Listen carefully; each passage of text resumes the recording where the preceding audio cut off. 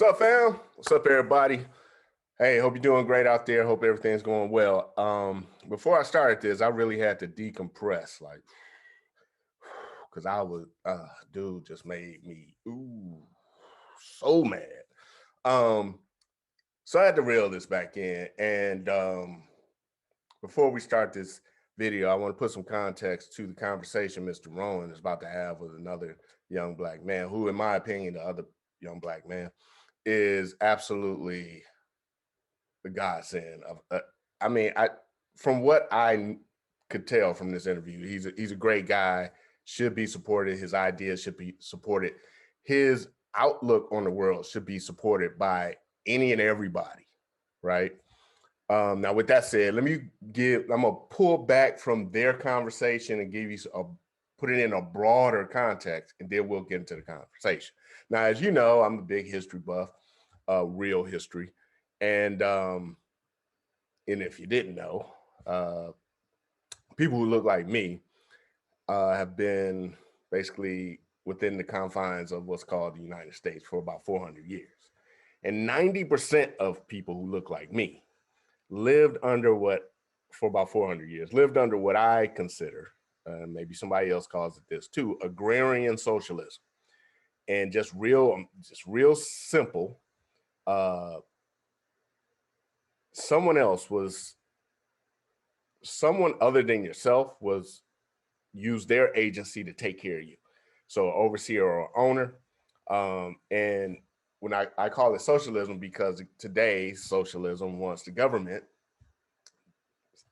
as an agent to be more responsible for you, or as responsible for you as yourself. So hopefully I really simplified that and didn't make it confusing. But for about 400 years, 90% of the people who look like me lived under that reality, or lived in that reality. Then the Civil War comes around, and part of that is destroyed, basically, and that's the agrarian part. And slowly but surely, industrialization comes in and takes over. But what remained was the socialism aspect, right? That mindset remained. Now, I'm not faulting anybody. I'm just saying this is what it was. And evidence of that is you had a lot of people from the North where that mindset was not there, right? So the 10% of black people in the North, they didn't have this socialism, somebody else is going to take care of me mindset, right? Because who was going to take care of them, right? They had to take care of themselves. So you have black people, non-black people come down from the South in groups like the Unity Group, who they came down to teach not only the new emancipated the ways of capitalism, self-responsibility, get a skill set other people will pay for, like Thomas Sowell always says.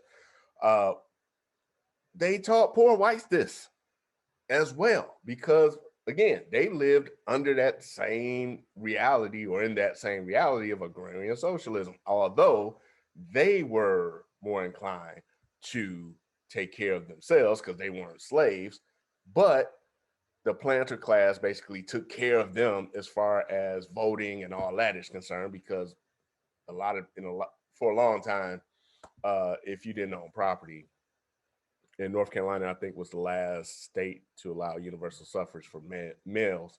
And that was like 6 years before the Civil War. Okay. So anyway, I digress. 90% of people who look like me in this country lived under that mindset where your agency was less valuable than someone else's, right? So let's fast forward 400 years. And we're living in an industrialized world, an information age or whatever, but that mindset still remains. And that mindset benefits certain people and is detrimental to the vast majority of others. So the direct beneficiary of this mindset, I believe, is socialist leaning, Marxist leaning politicians or pundits, right? This mindset is detrimental to everybody else, regardless race, but is very detrimental to people who look like me. So moving forward, again, to this particular interview, what made me so mad, and this is nothing personal against Mr. Martin, because I don't know him. I believe he wants the best for people who look like him, or the best, you know, he's striving for a better America or whatever. But he's been doing this long enough to know, and he's heard enough arguments to the contrary, where a dependence on government, like this mindset that unless government does this, we can't do that. He has to know there's better ways of going about this, or at least he has to know that we should be able to entertain different ways of going about living our lives, which this young man is trying to present. I mean, okay, I'll stop. Let's get into this. Let me see. Joining us right now is King Randall, founder of the X for Boys organization based out of Georgia. So King, explain why in the world, you're conservative, correct? Yes, sir. So please explain to me why this bill, why Republicans are pushing for a voter suppression bill when last year we saw record turnout in Georgia, record turnout. So why would they want to restrict voting when you just had record turnout in Georgia? Well, let me start off by saying you had me mistaken. I'm not a Republican. I do consider myself conservative. No. Actually, I didn't say Republican. I said you're conservative. Okay. I said you're conservative. Right, absolutely. That's what I said. Right. Yeah, I was saying that because you called me a Republican on Twitter. However, with this particular bill, I don't consider voting my particular fight. I do consider voting an asset to us and maybe something we can use as a tactic to help. But as far as us pushing voting all the way out, like voting is going to be some systemic change for the Black community, to me is not the way to go. If you look at the human anatomy of the body has as many different parts. And I do respect you guys' fight, you know, in regards to voting, but I don't consider myself fighting for the right to vote that much. Do you not vote? We hadn't got anything. Do you not vote? Government. Yes, sir, I vote, absolutely. Okay, so when you say you guys' fight, first of all, there are multiple fights, there are multiple issues we could be concerned about. Voting is one of those issues. Are you not concerned that Republicans in your state are trying to restrict access to the ballot for no reason other than they are pushing the lie that Donald Trump also pushed? Let me stop here right quick. And also, I want you guys to try and follow along. We're going to do an experiment here. So every time Mr. Martin mentions the word government, I want you to replace that word with overseer or owner. All right. And every time he mentions Black people, replace that with socialist, and see how this kind of plays out. Right, absolutely. I understand exactly what you're saying. However, again, that's not my fight. I believe. No. I asked you a question. I asked you a question. And the question is this here. Do you believe Republicans in your state are wrong to be pushing this voter suppression bill? Can you give me the list of things that's all on the bill? Because I know you said the voter ID. Well, no, here's a perfect example. This particular bill right here gets rid of no excuse absentee balloting. Republicans in Georgia passed no excuse absentee balloting 15 years ago, thinking it was going to help them. They're angry because you had people who voted for Joe Biden and Kamala Harris, and also John Ossoff and Raphael Warnock won. So they're changing the law because they're angry they lost at the ballot box. But for 14 years, it was fine until last year. Is that, again, do you consider that to be egregious on the part of Georgia Republicans? Why would they change the law because they lost? How about making a better argument for the voters? I agree with you. I do. I agree with you. I'm not against you there. I definitely think that is an issue that I believe you guys could fight. But that, again, voting is not my issue to fight. I believe. So what's your issue to fight? My issue, I fight for young. Why the vitriol? You see what I mean? Like, he's saying, I agree with you on that. But I don't believe that voting is the all the be all.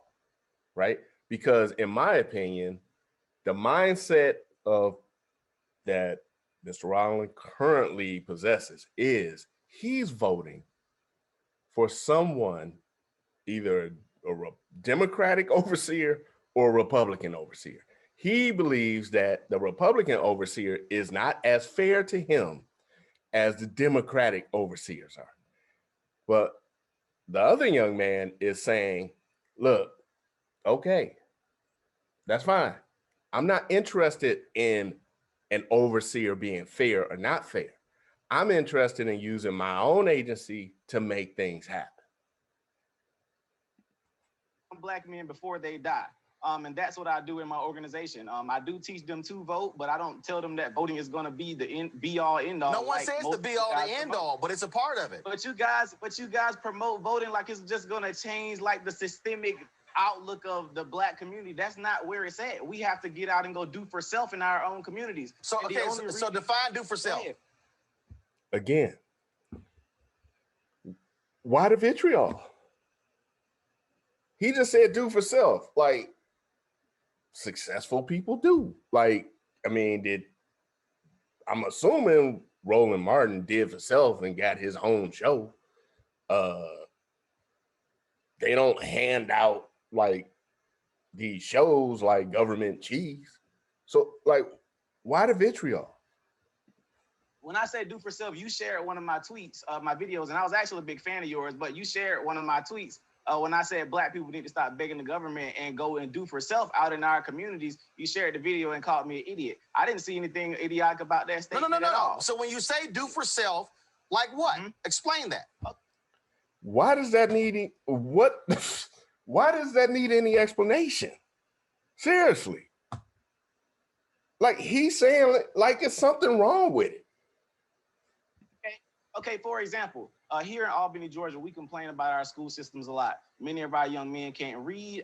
They have very horrible literacy rates. We don't have any rehab programs here for juvenile offenders. What I decided to do, I started a program 2 years ago, decided to do for self, and I started taking children into my home. I started taking custody of kids from juvenile court, and I started molding them and training them and teaching them skilled trades, etc. Now I'm 21 years old. I just purchased a school here in Albany, Georgia, to combat us being in the government-funded schools that are not teaching our children what they need to learn.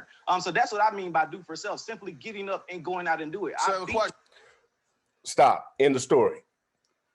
Mr. Martin, if he had any real concern, when I say real, I mean real as in concerns of how to see a Black community actually succeed, not on a material level, but on all levels, including material, right? This dude has done what at 21? Got a school, adopting kids and teaching them skills that other people will pay for, leading to their independence from government. But that threatens the mindset of Mr. Martin. It's a threat. It's not only a threat to him, it's a threat to politicians that he is cozy with, right? Because if this guy is out training a whole bunch of people to obtain skills that other people will pay for, what do you have? You got a modern day Booker T. Washington. Am I wrong? Stereotype that I'm young, Black in America, and I can't do anything because somebody's holding me down. Absolutely not. So a question. Teenagers went and go ahead. Me and some teenagers went and bought a school, and we just bought a school bus simply from going out and doing work. We decided to go fix our own communities. I'm not expecting anything from no politician. I'm not expecting nothing from Donald Trump, Joe Biden, or nobody. We're gonna go do it for ourselves, and that's what I believe we need to be doing. I can vote, sure, but nothing's gonna change in our community. So you went to the juvenile court system. Mm-hmm. Is that not government? Now, this made me want to, that's okay. So disingenuous, man. Like, I just don't get it, man. I get it. I do get it, right? I'm trying to be fair, not fair. I'm just trying not to just go off. Now, Mr. Roland is going to swing this to a disingenuous argument, a literal argument on you can't escape government. Absolutely. So when you say purchased a school, and this school is going to be what? Private school, charter school? What kind of school is it going to be? No, it will be independently owned. This will not be funded by the government. No, that's why I asked you. So it's going to be a private school? Yeah, absolutely. It'll be a boarding school. A boarding school. And then for the folks to be able to afford to send their kids to the boarding school, What kind of mechanisms are they using in Georgia? Their own funds? Are they using school vouchers? What are they using? I can't hear you. Say that again for me. I said, what mechanism are they using to send their kids there to pay for the school? Their own money, or are they utilizing vouchers from the Georgia government? Absolutely. So for our school, we're financed completely by donors. We have many donors that have given yearly endowments to our school that will be able to pay for these students to come to our school for free. Many people believe in our mission, and we're making sure that young Black men, where we live, where we don't have any rehab programs for juvenile offenders to even get out of jail and stay out of jail, we have people that believe in our mission that are trying to send children to the X for Boys for free. We have many people that are trying to send kids to this boarding school to be able to take care of themselves. That's what I mean by doing for self. We got to simply get up and do it. So you I'm telling you, man, I just thought of this again as I was doing this, but I mean, he has the same game plan as Booker T. Washington. He had the newly emancipated out there selling chicken dinners and donating pennies to get Tuskegee University up and running. A bulk of that money came from other capitalists like Carnegie Mellon and all, Rockefeller and people like that. Of course, Roland Martin ain't going to tell you that because it goes against the narrative that he's pushing. But doing for self is a mindset. And doing for self doesn't mean, okay, today, Monday, I'm doing for self. Tuesday, I'm a multimillionaire. No, it's a mindset. You do for self today and you broke. The next day, you still broke. But the mindset is different, right? Without that mindset, you will be perpetually broke. Your kids will be broke. Their kids will be broke. And their kids will be broke. And their kids will be broke and dependent. You don't believe that government policymakers replace government with overseer or owner play any role whatsoever in being able to impact the lives of Black boys and others in Georgia? Black, replace it with socialism or socialist. If we take them out of that government system, we don't have to worry about that. I keep saying. How is that? So hold on. So here's the question. Hold up. Here's the question. Mm-hmm. How do you remove someone out of a government system when we all live in government systems?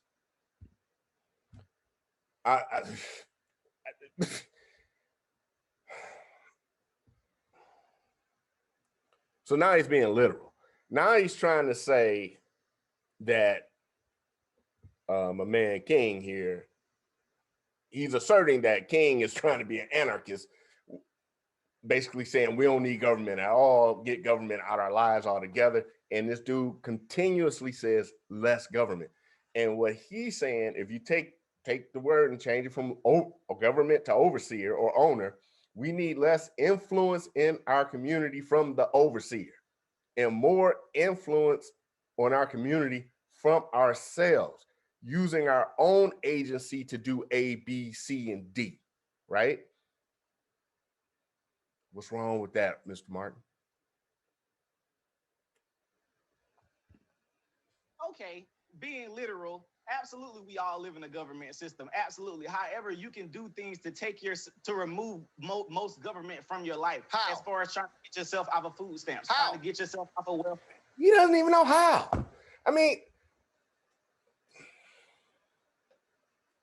again, if you living on a plantation, if you're living in a mental plantation, how do you remove the overseer? How do you remove the owner? The overseer and owner comes with the plantation. That's why he's looking befuddled, dumbfounded. Like, how do you exist in a world where you don't have an overseer? He can't understand it because of the mindset. That mindset has basically been signed, sealed, and delivered to a certain political party. And this ain't happenstance, man. You know, you go back to the Democracy in America. I don't know if that's the title, but de Tocqueville. He said that the king of all sciences in America, I'm paraphrasing, was the king of association. I mean, the mother of all science in America was the science of association. So basically, you get enough people under your issue to put you in power via the vote.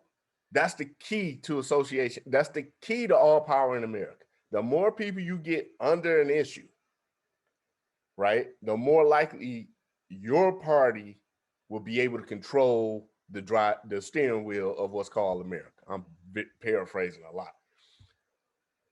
So if you get more African Americans with the mindset that this young man has, who's 21 years old, King, they're not voting Democrat. He said he's independent. He said, I don't care who you are, Republican, Democrat, I don't care. I'm not interested in politicians. I'm interested in doing for myself. Well, the Democrats' platform has always been, we will do for you, don't you worry. Going back from, during slavery, Jim Crow era, hey, white guy, don't worry about those black guys. We gonna write laws to keep them apart. Coming on all the way up now. Hey, middle class guy, don't worry about those black people. We're gonna keep them over here. This is politicians, period, right? But my focus is on the Democrats because they're the worst by far, right? So I'll let this go on for a minute and then I'll stop. You got to go work. You got to get jobs. You got to get out here and go and do it. So hold up. So hold up. So I'm just curious. So if somebody doesn't have a job, are they not applying to government for unemployment benefits or insurance? Absolutely. So how can that person remove themselves out of government when that's what government provides? Absolutely. Well, my thing is trying to make sure you're not allowing the government to finance your whole entire life. As long as you're giving somebody the right to feed you, you're giving them the right to starve you as well. People are living their whole lives off the government systems. It was the day the government decide, well, we're going to cut food stamps, we're going to cut this and cut that. What we going to do? We have people out here living off those systems. So I believe in teaching our people how to go survive without the government. That's my biggest thing. But again, though, you keep saying, I'm trying to understand. You keep saying how to survive without the government. You act as if a young black boy who comes into your program will not interface with government in any way. They will interface with government still driving down the street. They will interface. A young black socialist, you act as if a young black socialist who enters your program will not interact with the owner or overseer. And basically, Mr. Martin is saying, we need to ensure that we get the fairest overseer we can possibly get. And this guy, King, is saying, look, I ain't about that. Fair or unfair, this is me. I want to see if I can make it on my own. You know why? Because people who don't look like me and people who do look like me have been able to succeed without help, perpetual help from government or overseers. You guys ever wonder why, like, new African immigrants are making more money than every other group of people in America? New African immigrants and blacks from South America. They make more money than everybody because they're not socialists. They're not coming here for socialist, that with that socialist handout where, oh, I'm gonna move to America so that someone else can take care of me. Bums don't immigrate, right? They don't. You gotta leave everything you ever known for something new. That takes a special type of mentality, which is mainly, I'm gonna do this, I'm taking all the risk, and I'm gonna reap all the rewards.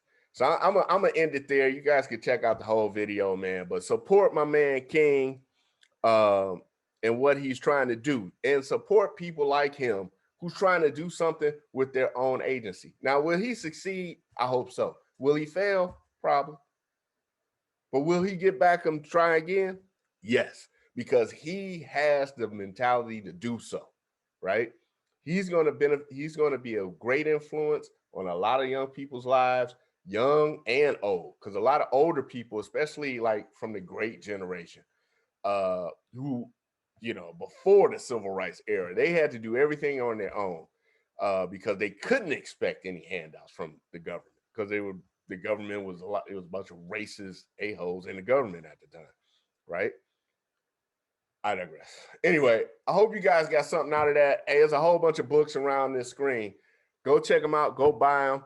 If you like history, if you want to know the truth about American history, read the books that were written during that time period. And I highly suggest The Impending Crisis of the South. I have authored a couple of books myself. Check them out. Our Two Societies has won multiple awards. It's great reading. Holla at me. Leave some comments below. I'm out. And I'm going to follow this up, actually, with the consequences of the narrative that and that mindset, how that mindset and how the narrative behind it, the actual repercussions of that in real life. I'm gonna do a follow-up video to that. So stay tuned. Peace. I'm out.